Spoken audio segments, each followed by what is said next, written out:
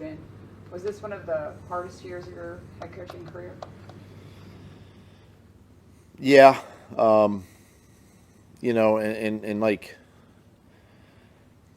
I've told the team too, it's, with 12 losses like this, I don't think anybody has gone through, I mean, you can go all the way back to like high school, middle school, have a season where you had 12 losses, and it's hard to,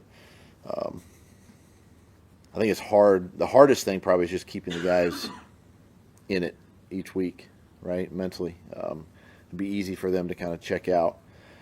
So from that standpoint, it's hard. Obviously, the pandemic year in 20 was another difficult one with the challenges of COVID and the safeguards in place that we had to do, the social distancing and all that. That was made it difficult. But this one was tough. It was tough just to maintain the focus and the drive, and each week be competitive and still give ourselves opportunities to win games. I mean, and then on top of that, I think 9 of the 12 one-score losses, is just something that is something we've got to work on, and we got to focus and push through that barrier. And I think once you do, you learn how to win, and then you'll be better. You'll be better for it. You've coached in the NFL long enough to know that job security and job insecurity happens every year. How do you keep the people who love you and are your family, friends, from not, letting it affect them? Because you probably deal with it better than they do. Yeah, because I don't listen to it. I don't subject myself to reading. I don't get the notifications on my phone, things like that, or your friends telling my wife, "Oh, did you see what they said today?" I'm like, well, "Why'd you say that?"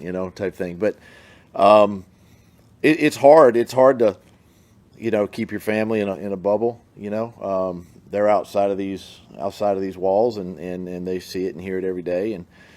And I'll tell you this: if it wasn't for probably our faith and being grounded there, right, then I think you could cower under just about anything, any stress, anything that kind of weighs you down. But as a family, we choose not to let it bother us.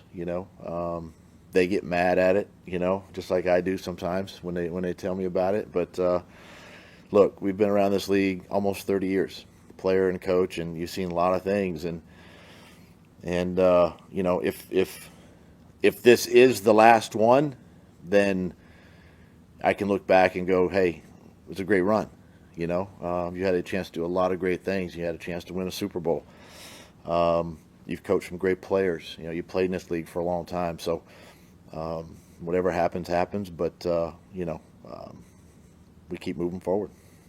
Is that something you had to manage with players too? I think they've said that amongst themselves they're not talking about that, but from your position, just to ease things, I guess. I don't talk to the team about it. I don't want them to have to. I know they're going to get asked, and it's their right, to answer the question, obviously. But I don't get into it with them. Our goal and our task is to win games, and I've got to keep the focus on that. Is it easier as a player or as a coach to not listen to all that stuff and not have an impact? Well, it's probably easier as a coach to not listen to it because we're a little more isolated, and I choose not to. I've kind of always been that way. Even as a player, I never really read much of what people were saying, because sometimes they don't know, sometimes they do know, and I just choose not to buy into it. What do you think? Can I ask one more? Oh, yeah. Heading into the last week of the season, kind of uncertainty with what's going to come Monday, just what do you think the emotions are going to be as you head to Indianapolis?